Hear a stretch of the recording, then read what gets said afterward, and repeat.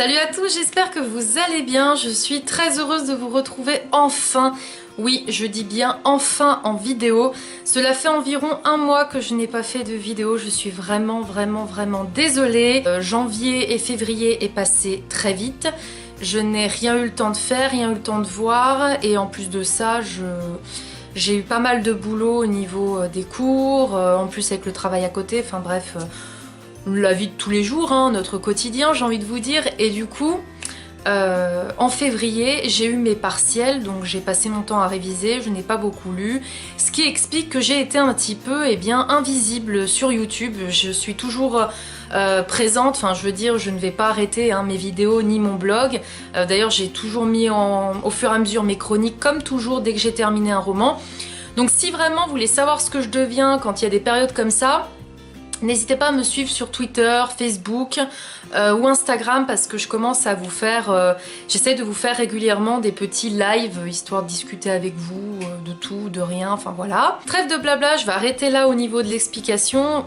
Au moins vous savez pourquoi j'ai été absente. Je compte bien essayer de remettre un rythme régulier au niveau des vidéos. Sachant que bon, maintenant je mets bien 2 semaines pour lire un livre. Sachant que là, la dernière fois, j'ai mis 1 mois pour lire un bouquin. Ça ne m'était jamais arrivé. Voilà, pour la petite info. Donc, il s'agit bien sûr aujourd'hui d'un point lecture. Donc, comme je vous l'ai dit, janvier et février. Donc, ça fait 3 livres à vous présenter, dont 2 romans et un manga. Et je vais passer tout de suite à la vidéo parce que là, ça commence à être long. J'ai tout d'abord lu Reckless and Real, le tome 1, Something Dangerous, écrit par Lexi Ryan et publié aux éditions Hugo Roman, que je remercie pour cet envoi. J'avais beaucoup aimé le tome 05, Something Wild, que j'avais justement choisi de lire en premier par rapport à ce premier tome.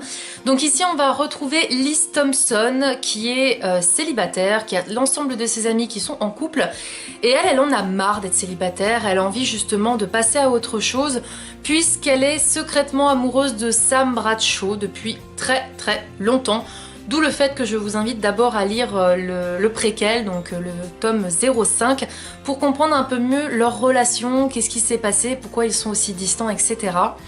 Bref, Liz donc choisit de s'inscrire un beau jour sur un site de rencontre et elle va entretenir une relation virtuelle avec un dénommé Riverat69.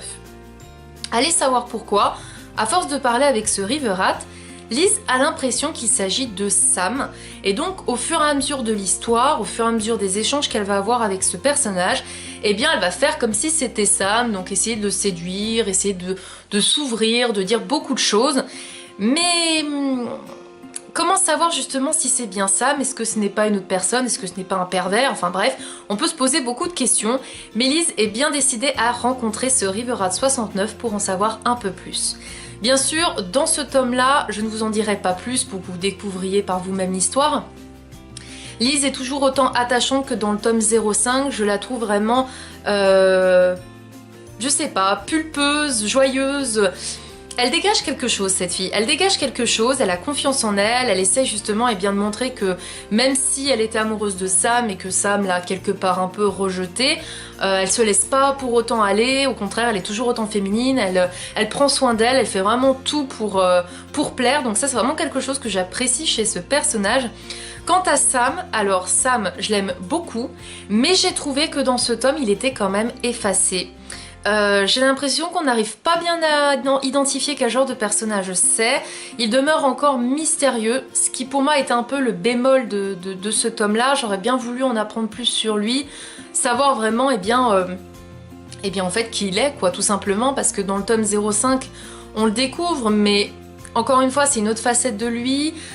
Et là, je m'attendais à en apprendre beaucoup plus sur lui, ça n'a pas été le cas, donc c'est juste ce petit point-là qui m'a un petit peu déçue. Par contre, par rapport à Sam, je l'ai senti plus fragile que dans le tome 05. Dans le tome 05, on a l'impression que c'était un mec, voilà, j'ai confiance en moi, les filles, je couche avec elles et c'est tout. Enfin bref, vous voyez bien le personnage qu'on a l'habitude en carré, hein, vraiment sous toutes ses coutures. Et finalement, vraiment dans ce tome 1, il est fragile, il se rend compte des sentiments qu'il peut avoir pour Liz. Donc j'ai d'autant plus apprécié dans ce tome-là que dans le 05, même si, comme je vous dis, j'aurais voulu qu'il demeure un peu moins mystérieux et qu'on en apprenne encore un peu plus sur lui, parce que décidément, je ne suis jamais rassasiée quand il s'agit de Sam Bradshaw. En tout cas, un tome que j'ai beaucoup apprécié, c'est vraiment une histoire que je pense on peut qualifier de feel good en fait. Si on veut une romance douce, sympa, qui nous fasse passer un bon moment, et bien c'est ce genre de roman justement vers lesquels il faut se tourner. Donc je pense que vous l'aurez deviné, je lui ai mis la note de 4 sur 5. Alors je ne vous en dirai pas plus au niveau de l'histoire comme je vous l'ai dit, sinon le suspense est vite dévoilé et ça serait vraiment, mais alors vraiment dommage. En tout cas, voilà, si vous aimez les romances douces, si vous aimez des personnages attachants, qu'on a l'impression justement qu'ils pourraient faire partie de notre entourage tellement ils ont des émotions, des sentiments et des façons de réagir normales, j'ai envie de vous dire, réelles, et non pas fictives comme on pourrait se dire, mais ça se passe jamais dans la vie comme ça tous les jours, et bien là au contraire c'est le cas, ça peut vraiment se passer comme ça dans la vie de tous les jours. Donc je vous recommande à 100% ce bouquin. Et comme je vous ai dit, ce qui a fait que ça n'a pas été un coup de cœur, c'est que j'en attendais un petit peu plus de la part de Sam. Je vous laisse bien sûr le lien de ma chronique en barre d'infos si vous voulez plus de détails. J'ai ensuite lu Off Campus, la saison 3, The Score, écrit par Ellie Kennedy, et encore une fois publié aux éditions Hugo Roman, que je remercie encore et toujours. Si aujourd'hui vous ne savez pas à quel point j'ai de l'amour pour cette saga, où étiez-vous jusqu'à présent ? J'avais fait un book review sur le premier tome, je vous mettrai le lien par ici ou en barre d'infos, peu importe. Parce que ce livre avait été vraiment un très gros coup de cœur. Le second tome, je l'avais adoré. Ça n'avait pas été un coup de cœur parce que Logan, il me plaisait, mais pas autant que Garrett. Garrett reste mon chouchou. Ici, on va faire la connaissance de Dean, qui fait partie de l'équipe de hockey de Briard, donc toujours la même université, avec bien sûr Garrett, Logan, ce sont ses amis, etc. De toute façon, ça tourne toujours autour du même groupe d'amis. Et là, eh bien, Dean, c'est un mec qui est, comment dire, c'est le genre de gars que je peux pas me blairer, que j'ai envie de tarter, que je n'ai même pas envie d'adresser la parole parce que c'est un mec qui est sûr de lui, qui respire, qui transpire, le mec qui a grave confiance, qui se sent invincible, qui transpire le sexe parce que le gars, il s'envoie en l'air avec tout ce qui bouge, et peu importe la tronche de la fille ou quoi que ce soit, il s'envoie en l'air, bref. Donc c'est le genre de gars que j'ai vraiment du mal, justement les personnes qui sont un peu imbues d'elles-mêmes, j'ai vraiment du mal à m'attacher à elle, et ce qui m'a été surpris quand même, c'est que Dean, je l'ai quand même apprécié, même s'il m'a profondément gonflé. Par rapport à ça, justement, Dean, je pense que ce qui peut faire que son caractère soit comme ça, c'est qu'il est issu d'une bonne famille, d'une famille assez riche, qui sont de brillants avocats. Il envisage justement de devenir avocat, puisque toute sa famille est avocat. Et je pense que justement, le fait peut-être d'avoir été mis sur un piédestal dans sa famille, que tout lui réussit finalement, je pense qu'au bout d'un moment, ça monte au bourrichon et le gars, il se sent plus pissé. Sauf qu'un jour, une amie à Anna, donc Anna du premier tome, si jamais vous ne le savez pas, Anna a une amie qui s'appelle Ali, et Ali, en fait, elle vient de se séparer de son petit copain qui s'appelle Sin. Elle se morfond sur son sort, elle a franchement pas envie de retourner avec lui parce que ça leur est déjà arrivé de se séparer, de se remettre ensemble. Donc elle demande à Anna si elle peut aller justement dans la maison de toute la bande de hockey. Et bien sûr, Anna lui dit, bah écoute, y a pas de souci, tu peux y aller, sachant que ni Logan avec sa copine, ni Anna et Garrett ne sont dans la maison, puisqu'ils sont partis en week-end, je sais plus où, je pourrais pas vous dire, je crois qu'ils sont allés voir un match, etc. Par contre, Anna explique à Ali qu'il y a Dean qui passe la soirée à la maison, et que ils vont devoir passer la soirée ensemble, et ils demandent tous, et c'est un passage que j'ai vraiment adoré, ils demandent tous à Dean justement de ne pas toucher Ali, de lui foutre la paix, de ne pas vouloir essayer quoi que ce soit avec elle, de ne pas vouloir coucher avec elle. Et c'était un passage qui m'a vraiment fait rire, parce que le pauvre Dean, c'est là où on voit vraiment l'image que ses amis ont de lui, donc c'est assez violent ce passage, il m'a vraiment fait rire. De toute façon, Ellie Kennedy a le don de nous faire rire, je trouve. Et justement, eh bien, Ali est bien décidée à oublier Sin, elle va confier son téléphone à Dean, et bien sûr il va se passer pas mal de choses, et je m'arrêterai là au niveau du speech. Ce qui m'a fait rire, c'est que Ali et Dean sont complètement opposés. Dean est donc un gars qui va vouloir coucher avec tout le monde, peu importe, il s'en fout, il s'envoie en l'air. A l'inverse, Ali, elle a besoin d'être amoureuse pour coucher avec quelqu'un, elle n'arrive pas justement à avoir des relations d'un soir, au contraire, elle s'attache aux sentiments, elle a vraiment envie d'éprouver des émotions pour des personnes. Et c'est là où vraiment, je dirais, c'est le gros problème de leur relation, c'est qu'ils sont tellement différents que comment ça peut faire pour que ça fonctionne. J'en dirai pas plus à ce niveau-là, j'ai en tout cas beaucoup apprécié cette histoire. Mais ce qui a fait que je lui ai mis 3 sur 5 par rapport aux autres, que j'ai vraiment beaucoup apprécié, c'est que j'ai trouvé quand même qu'il y avait beaucoup de scènes de sexe. Alors après, bon, je sais...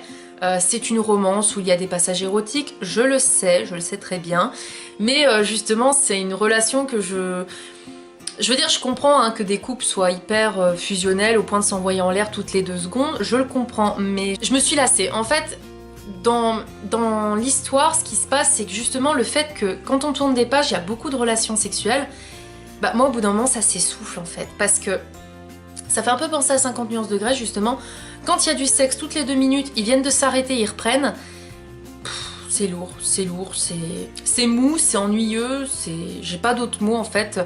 Donc il y a un moment donné, si vous voulez, je me suis dit allez c'est bon, il y en a marre quoi, j'aimerais bien voir autre chose. Donc c'est vraiment ce qui a fait que j'ai mis 3 sur 5, c'est que d'un côté j'ai vraiment adoré les personnages, j'aime toujours autant l'écriture de l'auteur, elle me fait rire, elle me fait apprécier ces personnages, la preuve parce que Dean c'était pas un personnage que j'appréciais au départ et que finalement j'ai plutôt bien aimé. Mais par contre, bah justement, le caractère de Dean ne peut pas coller avec ma personnalité puisque c'est le genre de gars que je n'aime pas. Donc je ne pouvais pas mettre au-delà de 3 sur 5 parce que c'est le mec typique que je ne peux pas en général blairer.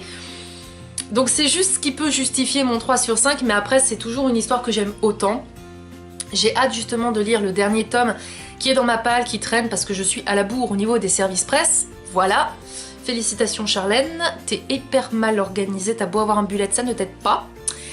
Mais en tout cas, vraiment, je ne sais plus quoi vous dire pour vous inciter à lire cette saga. Elle est vraiment géniale. Lancez-vous, arrêtez d'hésiter, arrêtez de bugger sur la vidéo, courez sur Amazon, courez en librairie, peu importe où vous allez acheter vos bouquins, mais lisez cette saga parce qu'elle est vraiment géniale. Et comme d'habitude, le lien de ma chronique est en barre d'infos si vous voulez mon avis vraiment, comme on dit, à chaud quand j'ai terminé l'histoire. J'ai ensuite lu donc un manga, il s'agit de Say I Love You, le tome 1 de Kanae Azuki et c'est publié aux éditions Pika, donc il s'agit d'un shoujo. Dans cette histoire, on va suivre Mei qui est une lycéenne très solitaire, elle n'a pas d'amis. Quand elle a eu des amis, ils l'ont trahie, se sont moqués d'elle, je vous passe les détails. Et du coup, c'est une fille qui a vraiment pas confiance aux autres, elle se méfie de tout le monde pour se protéger, ce qui est tout à fait normal. Et d'un autre côté, on a Yamato qui est le beau gosse du lycée, toutes les filles veulent sortir avec lui. On a vraiment une histoire de shoujo lambda, hein, comme on a l'habitude d'en lire. Mais ce qui a fait vraiment que j'ai beaucoup apprécié ce shoujo justement, c'est que de toute façon, bah, tout ce qui touche au harcèlement, aux moqueries en fait, aux méchancetés gratuites, bah ça me touche parce que moi j'en ai vécu, je pense que beaucoup de personnes en ont vécu quand elles étaient plus jeunes. Voilà, ces jugements, ces choses, ces stéréotypes, tout ce tralala qui pourrit la vie de certaines personnes. Et bien c'est ce qui a fait que ça m'a beaucoup touchée dans ce manga parce que on nous met vraiment en avant la méchanceté des autres, le jugement sur le physique. Parce que justement, par exemple dans l'histoire, on a une jeune fille qui a de la poitrine, beaucoup de poitrine par rapport à d'autres. Tout de suite on l'insulte, on se moque d'elle, enfin c'est tellement facile de se moquer des gens. Voilà, et c'est un manga qui m'a beaucoup touchée. J'ai vraiment adoré le personnage de Mei. Je me dis qu'au fur et à mesure, à mon avis, elle va évoluer, elle va s'ouvrir parce qu'elle est quand même vachement renfermée sur elle, cette fille, ce qui est compréhensible. Et d'un autre côté, on a Yamato quand même qui, justement, le fait que cette fille soit hyper en retrait et méfiante vis-à-vis de lui, il va bien sûr tout faire pour la séduire et bien sûr la conquérir. Autre chose qui m'a fait bien sûr apprécier ce manga et qui est un critère très important pour aimer un manga je pense, ce sont les dessins. J'ai trouvé que les dessins étaient vraiment très doux. Le dessin du crayon, la pointe du crayon est très fine et le visage des personnages en forme assez arrondie, par exemple pour Mei, ça donne vraiment de la douceur à son visage, ça donne envie d'être amie avec cette fille parce qu'elle a l'air super sympa. Et d'un autre côté, on a un Yamato qui est hyper grand, hyper impressionnant, très fin, très mince. Donc j'ai trouvé vraiment ce décalage au niveau des personnages super original, super bien amené. Et bien sûr, j'ai vraiment adoré cette histoire et on a l'impression qu'à la fin du premier tome, Mei commence déjà à s'ouvrir, donc ça me donne encore plus envie de lire la suite. Je lui ai mis bien sûr la note de 4 sur 5 et je vous laisse le lien de ma chronique en barre d'infos. Cette vidéo est maintenant terminée, j'espère qu'elle vous aura plu.